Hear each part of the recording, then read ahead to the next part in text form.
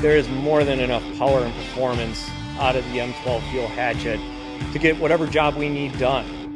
It can get into all these little tight spots. There's no way you would be able to get any other saw in there.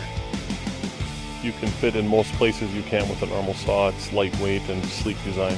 Half the weight of any other saw that I've used and at probably half the size or less. You're able to get into tight spots with it when you're talking about the health of the plant and doing a correct pruning cut. They're able to have that right next to them, and they can take down a 3-inch branch without a problem. I was really impressed with the cutting capacity of the tool. The performance stays consistent from start to finish. The runtime on the M12 Fuel Hatchet, well over 100 cuts I can make with a single charge. I easily get over 100 cuts on a single battery, going from a 2x4 to a branch. Storm damage, small branches, pruning of fruit trees. This has virtually eliminated the need for hand pruning, which increases productivity throughout the day. It allows me to work longer days and finish out my week without being tired.